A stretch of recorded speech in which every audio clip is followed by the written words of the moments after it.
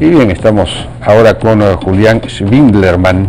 Él es un analista internacional, es una licenciatura en Administración de la Universidad de Buenos Aires, es argentino, y una maestría en Ciencias Sociales de la Universidad Hebrea de Jerusalén, autor de varios libros sobre todos estos temas vinculados a las relaciones entre árabes e israelíes y todo el mundo árabe, digamos, en general.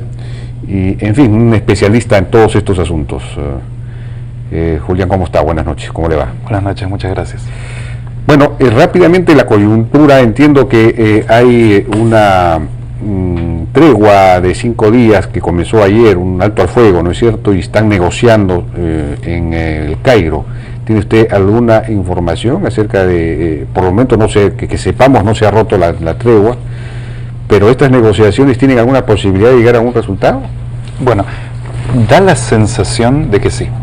¿Ah, sí? Sí, al menos hoy he leído a un líder de la Yihad Islámica, que es un grupo yihadista dentro de la Franja de Gaza, que dijo la guerra ha terminado. Pero no es el que controla la franja. El que controla la Franja de Gaza y que debe decir eso para que tengamos la completa certeza es el Hamas, que todavía no lo ha dicho. Pero parece que hay un movimiento importante de donde las partes comprendieron que ha habido comprendieron en el sentido de que decidieron, ¿no? Que ha habido un importante intercambio de fuego y demás, y que es el momento más de negociar la salida política de la cosa. Pero hay que ser muy prudentes, ¿eh? Ya ha habido treguas que fueron violadas, que no prosperaron, de modo que hay que mirarlo con mucha cautela. La tendencia pareciera ser que está más prioritario hoy la negociación que la confrontación en el terreno. Porque digamos, los sectores radicales en ambos lados, digamos, suelen sabotear todos estos acuerdos, ¿no? Hamas precisamente tuvo que unirse con el Al-Fatah en la autoridad palestina, muy a su pesar, pero tuvo que hacerlo. Llegó digamos, con unos acuerdos que implicaban la posibilidad de aceptar la existencia del Estado de Israel y todo lo demás, y esto fue saboteado, y fue saboteado también por las dos partes, ¿no? Entonces, y se perdió ahí una oportunidad. Digamos, lo que ha sorprendido al mundo ahora es la violencia de la reacción israelí, ¿no? ¿Cómo pueden haber habido 1.800, 1.900 muertos, de los cuales 400 o 500 son niños? Correcto. ¿No? Es una masacre muy sangrienta, que ha sido, digamos, considerada como crímenes de guerra por una serie de autoridades en las Naciones Unidas incluso. Entonces, esto mereció rechazo. ¿Cómo pueden explicar una cosa así? Bueno, primeramente yo reflejo mi punto de vista como analista independiente, ¿no? No puedo hablar en nombre de Israel. Puedo tratar de entender lo que ha sucedido, y desde ese lado usted ha planteado dos cosas que quiero abordar. Por un lado, la vinculación de Fatah con Hamas. Israel ha negociado el proceso de paz con Fatah, que es un grupo nacionalista laico y que aceptó el derecho de Israel a existir y en consecuencia la posibilidad de negociar. Hamas no está allí. Hamas sigue clamando por la destrucción de Israel y tiene un documento que publicó en 1988, cuando nace el grupo, que dice: mi objetivo es la liberación de Palestina del río Jordán al mar Mediterráneo. No habló de Gaza, habló de la liberación de todo el territorio que reclama para sí. De modo que... Pero al juntarse con Al-Fatah en la autoridad palestina, en fin, de alguna manera estaba aceptando... No, se juntó... Eso fue una condición incluso impuesta por Abbas. Mire, no es exacto así. Hamas creó un gobierno de transición técnico con la autoridad palestina sin renunciar legalmente o políticamente, y mucho menos psicológicamente, a su vocación de destruir Israel. La carta del Hamas sigue vigente. O sea, de modo que a Israel se le pidió que reconozca a un gobierno que incluía un elemento decidido a su destrucción. Esto es raro. Esto es raro. Eventualmente, si el Hamas revoca esa carta o la tira por completo a la basura, que es lo que debería hacer, entonces me imagino que van a poder entablar un diálogo, como se hizo con la OLP. La OLP tenía un documento que pedía por la destrucción de Israel, lo reformó supuestamente y pudieron sentarse a hablar. El caso de Hamas es diferente igual, pues la OLP era un grupo nacionalista laico. Hamas es fundamentalista religioso. Transmite la palabra como la interpreta de Alá, de modo que es un problema esto, porque hay mucha cuestión religiosa, y si uno lee esa carta es muy violenta y dice que se opone a todas las conferencias de paz porque es un atentado a la religión. Esto está escrito en su carta. De modo que es muy, como quizás mucho pedirle a una nación que reconozca un gobierno que incluye un elemento, insisto, que lo quiera destruir. Ahora, en relación al tema de las matanzas en Gaza, obviamente que son traumáticas, es una tragedia descomunal y la cantidad de niños que han muerto es inexcusable, esto es obvio, ¿no? Lo que uno como analista puede hacer es un esfuerzo en entender quién es el responsable verdadero de estas muertes. Y esto requiere una pequeña explicación. Pero el responsable es quien las ejecuta, pues. Claro, de algún modo. Las bombas las tiró Israel, pero ¿quién puso a los niños al lado de los lugares donde lanzan los cohetes a Israel Hamas? No los pone Israel. El Hamas lo que ha hecho es transformar mezquitas en lugares de lanzaderas de cohetes, ha transformado hospitales en centros de comando militar del Hamas, ha convertido escuelas y jardines de infantes desde los cuales ha atacado a población civil israelí. Los israelíes ven de dónde viene el fuego, responden con advertencia y hay estas masacres. Pero hay estas escuelas, incluso zonas de refugio de las propias Naciones Unidas, donde no pueden haber armas de Hamas que también han sido bombardeadas. De hecho las hubo y la propia UNRWA, que es la agencia de refugiados para la protección de los refugiados palestinos, que tiene escuelas y demás, en 2 instancias denunció que tenía cohetes de Hamas encontrados en sus instalaciones. Acá no se trata de excusar la política de Israel, sino de entender cuál es la política cínica del Hamas. Hamas ha buscado que haya muertes palestinas, paradójicamente, porque sabe que la opinión pública se indigna no contra ella por exponer a sus niños al fuego de Israel, sino contra Israel por haber respondido al fuego del Hamas. Obviamente uno ve estas imágenes y son muy, muy crueles y muy terribles, ¿no? Pero creo que es muy, muy importante. Pero, digamos, aquí quizás el tema está en que una solución militar va a ser muy difícil de lograr. Correcto. Entonces, atacar establecimientos civiles es un crimen de guerra, haya o no haya material de guerra ahí.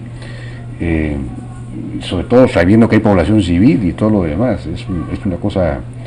La única salida es política. El problema que hay es que la percepción que existe es que Israel como tal se ha radicalizado. Se ha vuelto... El gobierno en realidad es muy radical. Y entonces están enfrentados dos enemigos muy intransigentes, ¿no? Y que esto, digamos, si no es posible una conversación, una solución política, esto no va a tener remedio nunca. Correcto. Permítame que le haga una pregunta yo a usted, si bien yo soy el entrevistado.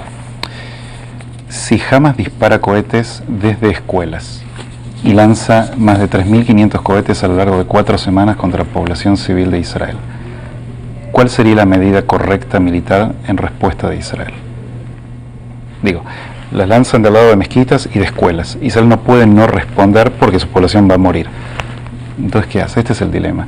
Y el planteo de la comunidad internacional acá es que debiera haber sido mucho más enfática en asignar la responsabilidad donde corresponde.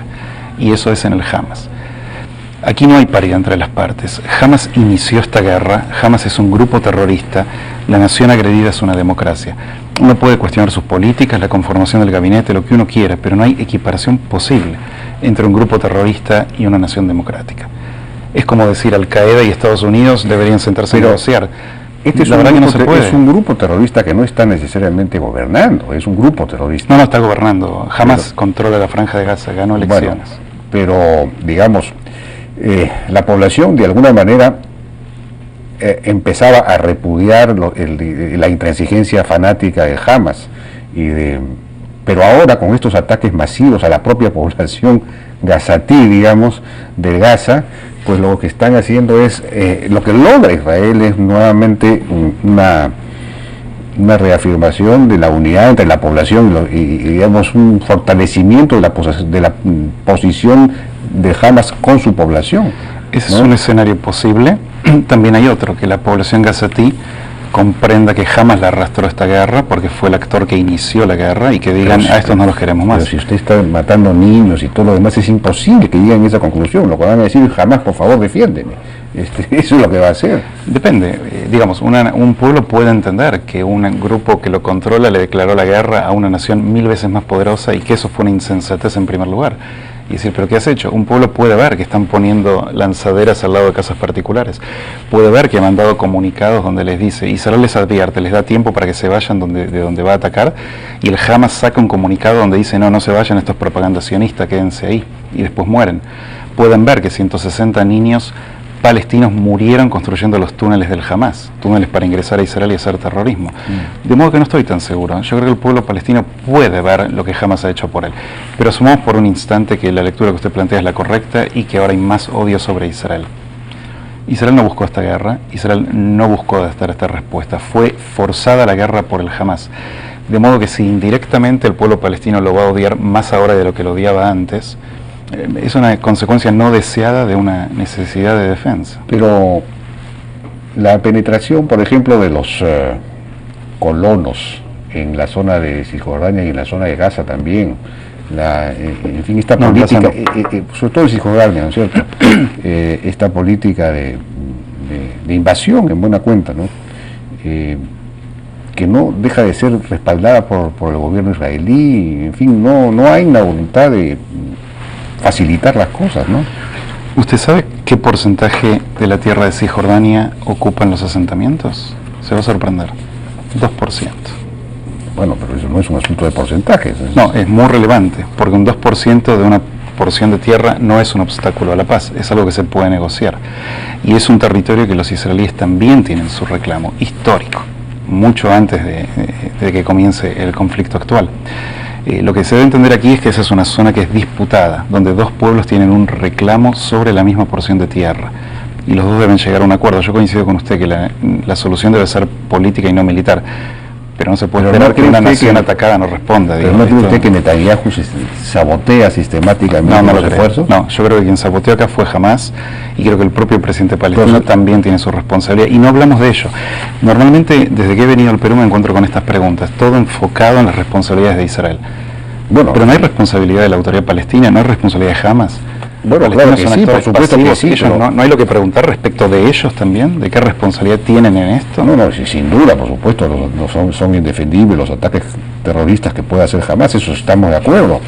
Pero digamos que para resolver el tema, la respuesta militar tan, digamos, cruenta, no parece ser la solución, ¿no? Eso lo único que va a hacer es agudizar las contradicciones, agudizar los problemas. Y da la impresión que Netanyahu no es una persona, y el gobierno israelí en general, que estén buscando alguna salida de tipo pacífico, ¿no? Estas conversaciones que hubo auspiciadas por el presidente Obama y el secretario de Estado John Kerry en abril del año pasado, fueron, digamos, de alguna manera saboteadas por Netanyahu. No, bueno, usted tiene esa opinión y la respeto, no es la lectura que yo hago. Pero ¿qué lectura puede haber? Mire, ante todo, estamos hablando mucho de las víctimas palestinas en Gaza. Usted sabe, el Hamas tiró más de 3.000 cohetes y se ha hecho un estudio que si esos cohetes hubieran efectivamente golpeado población israelí y no hubieran sido detenidos por el sistema antimisil que Israel construyó, hubieran muerto 11.000 israelíes. 11.000. ¿Ok? Pero es importante entender, sobre Ucrania, pasaba un avión, le tiraron un misil y mató a 300 personas, un solo misil. Entonces, verdaderamente hay que entender acá que la agresión a la que se estuvo expuesta Israel fue alevosa, fue fenomenal. Hamas disparó cohetes sobre Jerusalén, que alberga las mezquitas más santas del Islam. ¿Ok? Tiró cohetes sobre Dimona, que hay un reactor atómico de Israel que está a 70 kilómetros de Gaza. Si hubiera estallado, pulveriza toda Gaza también. De modo que es importante entender a qué está expuesto Israel acá. Pero aparentemente no, el propio John Kerry ha dicho que es aliado, Estados Unidos es aliado de Israel en todo esto, ha llamado la atención acerca de, digamos, la manera poco precisa en que se hacen los ataques. Se usa artillería que mata a mucha gente, digamos. Exigen los propios Estados Unidos exigen operaciones más quirúrgicas, por decirlo así, ¿no? Más finas, más precisas, que vayan a blancos militares y no a tantos blancos civiles. Mire, usted sabe que la Franja de Gaza tiene zonas que son despobladas, y el Hamas podría estar disparando de zonas despobladas y no estar exponiendo a su población. pero Hamas elige disparar desde escuelas y desde mezquitas. Entonces, de nuevo, yo le pido por favor que trate de entender esto. Si empieza a caer una lluvia de miles de cohetes sobre Lima, continuamente, incesantemente durante días, ¿qué respuesta cree usted que le va a pedir el pueblo peruano al gobierno? Bueno, hay en Israel sectores que opinan como lo que yo le estoy diciendo, ¿no? Que hay varios que quisieran que las cosas se resolvieran de otra forma, ¿no? Por ejemplo, David Grossman, Gideon Levy, Edgar Keret, una serie de personas que consideran que el gobierno de Israel está profundizando el foso, está profundizando los problemas, fuera de que la Franja de Gaza es una zona, pues es una especie de gran cárcel, ¿no? Absolutamente bloqueada por todos lados, y la gente hay desesperación ahí adentro, ¿no? Entonces esto tiene que resolverse, no puede continuar de esta forma. Sin duda, sería bueno planteárselo al Hamas, ¿no? Que inició la guerra en primer lugar. Bueno, pero ellos, estos israelíes, estos intelectuales israelíes tienen estos intelectuales son de peso, pero son una minoría. El 85% de la población israelí apoyó esta campaña militar, porque saben que no se puede vivir si te caen cohetes incesantemente. Ahora, a propósito del bloqueo, usted sabe que Egipto también bloquea Gaza. Sí, claro. Y jamás no tiró cohetes contra Egipto. No, bueno, pues ahí están los hermanos musulmanes. Bueno, ya no están gobernando. Entonces podemos comprender que hay algo más. La agresión contra Israel no es solo por el bloqueo, es por lo que le dije antes. Hamas está decidido a la destrucción de este Estado. Israel se retiró de la franja en el año 2005, puso término a la ocupación de Gaza. Ya no hay soldados, ni judíos, ni colonos, no hay nada israelí en la franja. Y sin embargo, en esos últimos 9 años, en 3 ocasiones, el Hamas atacó a Israel. ¿Por qué? ¿Por qué? Se terminó la ocupación. Dijeron que luchaban contra la ocupación terminó. Y siguen atacando, y atacan con cohetes. Todas las donaciones internacionales, en vez de construir infraestructura para un nuevo Estado, se pusieron a construir túneles para atacar a Israel o túneles desde Egipto para contrabandear armamento. Trajeron armas que llegan hasta el norte de Israel. De modo que creo que acá hay un tema del que no estamos hablando y es importante, y es quién es el Hamas y por qué hace lo que hace. Me parece que esto es importante entender. Para darle una idea, ¿quién es el Hamas? ¿Quién es el Hamas? Mire, la comunidad cristiana en Gaza ha caído un 50% desde que Hamas gobierna. Y esto ya no tiene que ver con Israel, tiene que ver con que es un gobierno fundamentalista, intolerante con minorías religiosas. Cuando uno ve, por ejemplo, lo que pasa en Nigeria con Boko Haram, un grupo fundamentalista extremista islámico que ataca a población cristiana, cuando uno ve lo que está haciendo el ejército islámico, el ex ISIS en Irak y en Siria, que están forzando la salida de cientos de miles de cristianos y otras minorías religiosas en la zona, uno ve lo que pasa en Gaza, esta intolerancia religiosa con los propios cristianos, yo ato los cabos. Yo comprendo que se trata de un movimiento fundamentalista que está ideológicamente, no digo organizativamente, ideológicamente hermanado a esta intolerancia regional. Esto es lo que está atacando a Israel. Y le debo decir, como analista, me sorprende mucho la dificultad que hay en la opinión pública en comprender que es parte del mismo problema. Acá el eje fue puesto mayormente en las víctimas palestinas, y yo admito, no les falta razón, desde el punto de vista humano es dramático lo que ha ocurrido.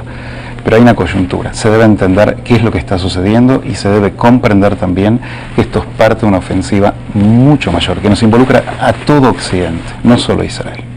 No solo a Israel. Pero Hamas estaba conectado principalmente con los hermanos musulmanes, no con, no con el Estado Islámico, nuevo Estado Islámico de Levante. Así es, hablo de la ideológicamente conectado, por eso aclaré, no organizativamente, pero es parte de la ideología del fundamentalismo islámico que no tiene tolerancia con comunidades religiosas que no le son propias.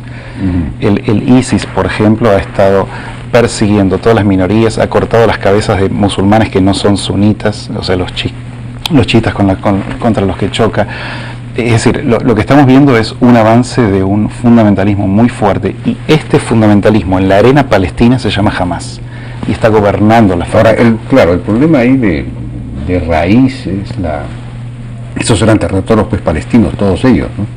Claro, eso ya ustedes no tienen la culpa en este momento, pero plantó la población israelí en esa zona. Estado israelí. No es correcto. Permítame una observación. No, pero para los hechos históricos, no para debatir posiciones, eso las podemos charlar con todo gusto, pero De hecho, no, quien gobernaba esta zona primero fueron los otomanos, después los británicos, después los egipcios y recién después los israelíes y ahora los palestinos. Y los únicos que le dieron la oferta de un Estado independiente eran territorios palestinos en la época del protectorado inglés, ahí estaban los palestinos. No, también había población judía, o sea... Muy pequeña. No era tan pequeña. Hubo población judía 22.000 personas, 20.000 personas. Vea, de todas maneras, el mandato británico fue creado para crear un hogar nacional judío, el Estado de Israel. De modo que, si vamos a hablar de historia y de legalidad, al contrario, la Liga de las Naciones en 1922 ratificó ese mandato donde la opinión mayoritaria de la comunidad internacional era los judíos tienen derecho a un Estado en su patria ancestral, que es el Estado de Israel. Ahora eran tierras que ya estaban ocupadas. Pues no eran ocupadas. Se desmoronó el Imperio Otomano, perdió las tierras en la Primera Guerra Mundial y las potencias coloniales, Francia, Gran Bretaña, etcétera, dividieron la zona. Pero reconocieron el derecho a la autodeterminación de los judíos en un pequeño puntito del Medio Oriente y le reconocieron a los árabes y los musulmanes su propio derecho a la autodeterminación, a punto tal que hoy hay más de 20 estados árabes autodeterminados y 57 musulmanes. ¿Por qué hay un estado israelí y no hay un estado palestino? Había un estado palestino, es decir, hubo una propuesta en 1947, un estado judío y un estado árabe, que sería Israel y Palestina, y los palestinos lo rechazaron. Bueno, 1947. Bueno, pero hubo una propuesta y ellos dijeron, no nos interesa, y lanzaron una guerra de exterminio contra Israel. Esta fue la historia. Y esa es la razón por la cual Israel no reconoce la posibilidad de la existencia de un Estado palestino. Israel reconoce la posibilidad de la existencia y de hecho está en diálogo con la autoridad palestina que fue creada en los acuerdos de Oslo con la OLP. De modo que Israel sí, el que no reconoce al otro es el Hamas. En realidad los israelíes a los palestinos los reconocen como Estado, es decir, aceptaría la existencia. Pero absolutamente, si toda la idea del acuerdo de Oslo fue negociar el surgimiento de un Estado palestino que surja en paz y seguridad con Israel. Y la retirada de Israel de Gaza es un ejemplo de eso. En aquel momento dijeron, bueno, nos retiramos, acá tienen, empiecen por acá y seguimos negociando con Cisjordania, que es más complicado porque involucra otras cosas. Y esto fue transformado en una base de ataque contra Israel. Entonces, ¿usted cree que va a ser posible llegar a un acuerdo? Yo creo que sí, no inmediatamente y no en el mediano plazo, pero a la larga sí. Lo que sucede es que requiere una transformación psicológica, cultural y política muy importante, más que nada del lado palestino. Por el lado israelí, usted antes me mencionaba un grupo de personas de la izquierda que viene empujando a favor de una mayor flexibilidad y demás. Y a nivel oficial, el gobierno de Israel, tenga de derecha o de izquierda o de centro, como ha ocurrido en los últimos 20 años, todos han estado a favor de negociar con los palestinos la idea del Estado palestino. Pero el lado palestino solo una parte lo ha hecho, que es el Fatah. El Hamas no lo hace. Y hasta que el Hamas no renuncie a su carta y no se sume la idea del proyecto de la paz, va a ser imposible. ¿Usted ve un peligro para la paz mundial en toda esta zona, incluyendo las zonas que ahora están siendo amagadas por el famoso Estado ¿cómo se llama? Estado Islámico, este nuevo grupo? ¿Cómo ve ese escenario? Mire, claramente es un desafío la estabilidad regional, la paz regional y en última instancia la paz mundial, porque por supuesto lo que vemos es un avance de fuerzas yihadistas intolerantes, muy violentas, muy bien organizadas y que están copando zonas de un Oriente Medio que hasta el momento era, digamos, siempre fue complicado, pero había cierta estabilidad. El problema aquí es que las revueltas árabes que comienzan hace unos años, inicialmente se trata de demócratas contra tiranos. Inicialmente surgen así y provocan la caída de los déspotas históricos en Libia, en Egipto, en Yemen, en Túnez. No lo lograron hacer en Siria y todavía está la guerra. De modo que esto al cabo de un tiempo se transformó en otra cosa, en una guerra sectaria dentro del Islam, entre sunitas y chiitas, y esto es lo que estamos viendo hoy. Ya ni siquiera se trata de la preservación del orden establecido o de fomentar democracia, sino de quién gana una contienda entre dos partes muy violentas. Hoy el propio jeque Nasrallah, que es el líder máximo de Hezbollah, un grupo chiita terrorista y político en el norte, en el sur del Líbano, digamos, ha dicho que ISIS es un monstruo inhumano. Y eso lo dice un grupo terrorista. O sea, uno puede imaginar a qué niveles se ha llegado de confrontación cuando un terrorista acusa al otro de inhumanidad, ¿no? Así que sí, ¿El ISIS se da en el marco de esta confrontación entre chiitas y sunitas? Claro, correcto. Porque cuando las revueltas árabes devienen en otra cosa, se transforma en una competencia regional entre dos sectas dentro del Islam que históricamente están peleando desde hace siglos. Esto es una puja por el legado político y religioso de Mahoma. Cuando él muere, dos personas diferentes claman ese legado y los seguidores de uno y otro. Ahora hemos visto que Estados Unidos eventualmente coincidiría con Irán para poner digamos, contener el avance de ISIS o IS, no sé cómo se llama, el ejército islámico ahora, el ejército islámico, el Estado islámico. ¿Israel en qué posición se estaría? Súper delicada. No es la guerra de Israel, no es un tema de Israel, porque es más un tema interno del Islam, por supuesto, con ramificaciones geopolíticas para todos los que están en la zona y fuera de ella. Israel mira con cautela y con preocupación, porque, por ejemplo, en el caso de Egipto, ha tenido siempre, Israel tiene acuerdos de paz con Egipto y con Jordania. En Egipto gobernaban los militares de Hosni Mubarak, que fueron depuestos por las revueltas, ganaron la hermandad musulmana el poder, pero luego un golpe de Estado, los militares vuelven al poder con Abdel Fattah al-Sisi y los corren. Los militares son los que más preservan la paz con Israel y los lazos con Estados Unidos y con Occidente, porque son más laicos en su filosofía, mientras que los hermanos musulmanes, así los conoce, no. En el caso de Jordania es una monarquía pro-occidental, todos los líderes allí están formados en Inglaterra y en general tienen muy buenos lazos con Israel y con Estados Unidos, pero son endebles, están muy expuestos y tienen una población palestina del 60%, más los problemas ahora de una emergencia islamista que le está desafiando. Fuera de allí, Siria es un caos absoluto, Irak es un problema enorme y el trasfondo de esto es un Irán que está respaldando las revueltas chiíes y, por otro lado, Arabia Saudita, Turquía y Qatar respaldando a los suníes, de modo que no es solamente los grupos terroristas entre sí. No. Hay estados que tienen un interés en preservar la preeminencia del sunismo o del chiismo. Con lo cual la situación es muy complicada y obviamente que esto genera, ya que lo menciona Israel, una gran ansiedad acerca de qué desarrollo va a haber en este lugar, porque, insisto, desde el punto de vista israelí, Hamas, y yo como analista político coincido completamente, es visto no como una cuestión palestina israelí, que lo es, obviamente es un representante de los palestinos, pero está hermanado ideológicamente con los otros, y esto es gravísimo. Bien, pero los otros no sabemos con cuáles otros. ¿Con cuáles de los dos otros? Con los sunitas. Con los sunitas. Claro, Hamas, por ejemplo, Hamas cuando comienzan las revueltas... ¿Hamas recibía el apoyo de Irán? Sí, esa es la única. No, lo sigue recibiendo, menor, ha caído, pero sigue. Los Irán son chiitas, ¿no? Sí, lo que pasa es que Irán, este es un interés de Irán. Interés tiene a través de Hezbollah en el Líbano y a través de Hamas en Gaza fronteras militares con el Estado de Israel, pues geográficamente está muy lejos, pero de este modo puede tener bases armadas próximas al Estado de Israel. El Hamas, cuando comienzan las revueltas en Siria, se sale de Damasco, donde estaba albergado el liderazgo externo. Ellos tienen dos liderazgos, el local en Gaza, que de Ismael Haniyeh, digamos, y el externo, que es de Khaled Mashal, que estaba en Damasco. Como la minoría chií reprimió a la mayoría suní, y ellos son suníes, dijeron nos vamos de Damasco y se fueron. Eso los alejó de Irán, porque Irán y Siria son aliados. Y cuando en Egipto los hermanos musulmanes son derrocados, perdieron otro gran aliado. De modo que Hamas tomó la decisión de estar con los suníes en esta contienda. No es que sea un socio del Estado Islámico, yo no digo eso. Hablo de que a nivel ideológico se identifican. Por supuesto que no tienen logística compartida ni nada de esto. Con lo cual es una situación sumamente grave y entonces muy tratar de hablar con los suníes es un poco más complicado incluso que hablar con los chiíes, ¿o no? No va por ese lado. No por ese lado, porque depende. Irán es un estado que está en negociación con Occidente por la cuestión nuclear, pero también ha creado y respalda a Hezbollah, que es un grupo con representación política en el Parlamento y el gobierno libanés, pero terrorista también, muy bien armado y que ha guerreado en el pasado. De modo que es complejo. Bien, sí, pues efectivamente muy complejo. Ojalá que estas cosas se resuelvan del modo más pacífico posible. Que así sea. Bueno, habrá que orar para que eso ocurra, porque no se ve la verdad, yo no veo una fórmula clara.